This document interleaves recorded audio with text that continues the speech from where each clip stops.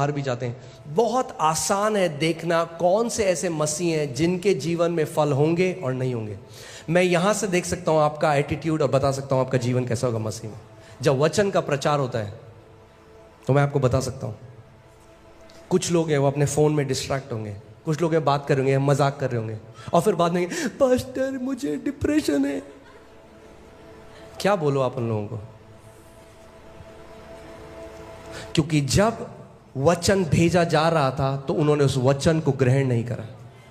उसका वचन कहता है मैंने अपने वचन को भेजा और तुझे तेरी बीमारियों से चंगा किया है।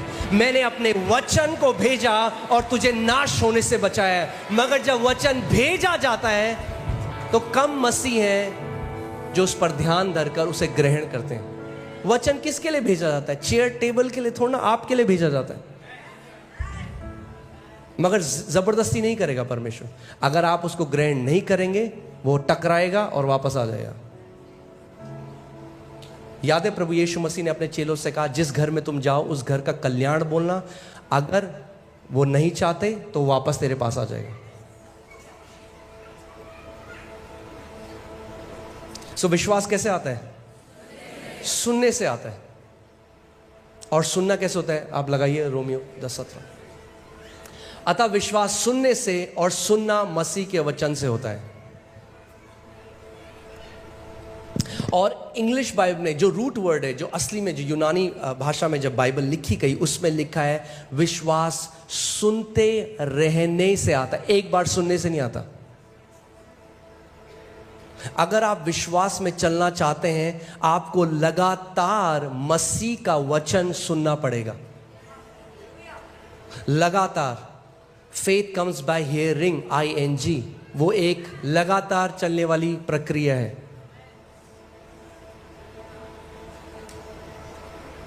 यानी अगर आप सुनते रहेंगे तो आप विश्वास में चलते रहेंगे। ये ऐसा है, आपने देखा है जब जो एरोप्लेन है वो ऊपर जाता है और जब तक उसका इंजन ऑन है वो चलता रहेगा। जहां इंजन ऑफ किया पायलट ने वो नीचे आने लग जाएगा। अगर आप चाहते हैं जिंदगी भर आप एक जयवंत जीवन जिए, जिंदगी भर आप एक विक्टोरियस, एक योद्धा की तरह जीवन जिए, तो आप ये नहीं कर सकते कि मैं केवल संडे को वचन सुनूंगा। आपको वचन को सुनते रहना होगा। फिर से faith comes by hearing and hearing by the word of God. Faith doesn't come by having heard. हाँ जी, सन 57 में सुना था जी हमने ये वचन, नहीं। Amen? So विश्वास क्या होता है? बोलिए विश्वास आता है। आता है तो आने दो उसे, रोक क्यों रहे हो? कैसे आता है? सुनने से आता है। सो मैं आपको बताना चाह रहा हूं जो लोग विश्वास नहीं है जिनके अंदर, वो पता है कौन है? जिनके सुनने के कान नहीं है।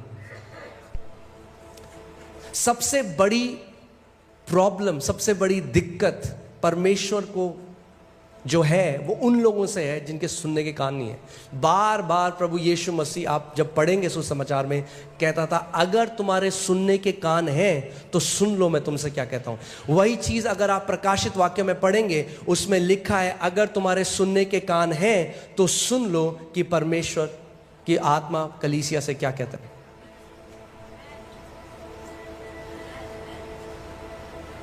आमीन। सो हमें ध्यान धरकर क्या करना है? सुनना है। परमेश्वर का वचन इन कानों की बात नहीं कर रहा। अगर किसी के सुनने के कान है, सबके ये वाले कान है, मगर वो आपके हृदय के कान, वो आपके एक एटीट्यूड की बात कर रहा है, आपके एक स्वभाव की बात कर रहा है कि जब वचन का प्रचार होता है तो आपके अंदर हृदय का स्वभाव कैसा है उस प्रचार को लेकर। आमीन। मैं आपको एक वचन में ले चलता हूं। हालेलुया। मरकुस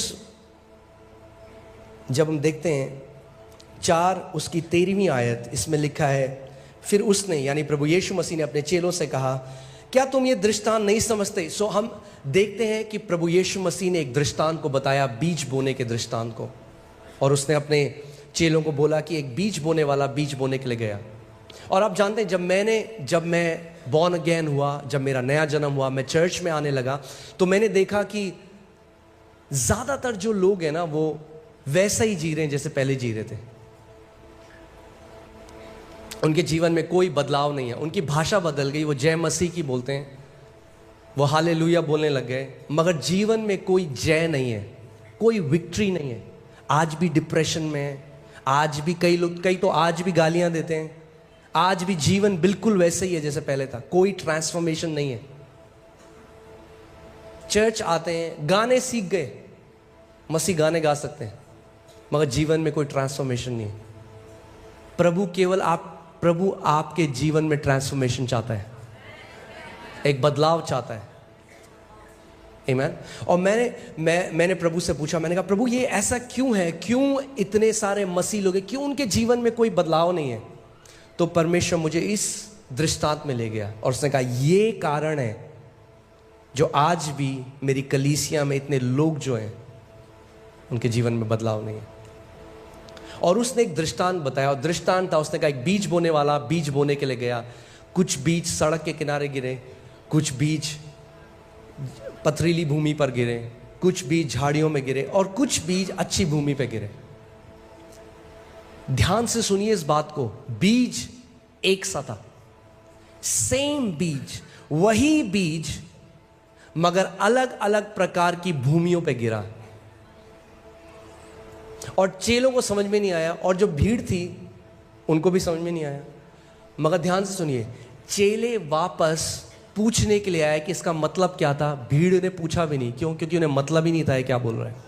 क्योंकि उनको क्या चाहिए था? पास्टर। आज मसीहों की हालत इसलिए है क्योंकि वो ले हैंड को ज्यादा ऑनर करते हैं, मगर परमेश्वर के वचन का ऑनर नहीं करते।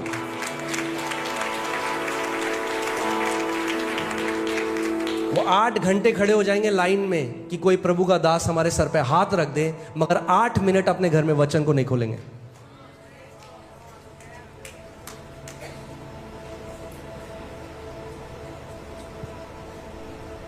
गलत तो नहीं कह रहा? प्रभु यीशु मसीह ने कहा कि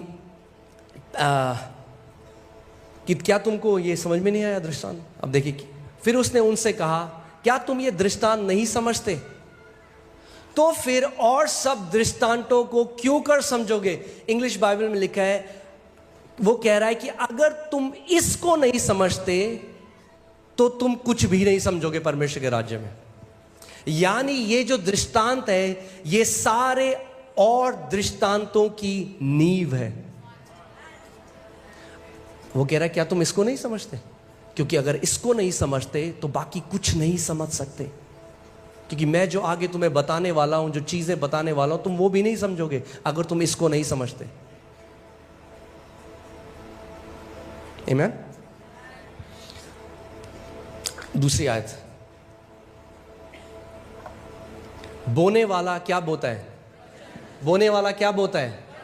वचन बोता है। आप संडे को क्यों आते हो यहां पे?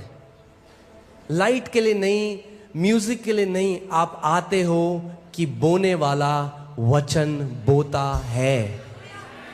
आप वचन को ग्रहण करने के लिए आते हो। You come to receive the word.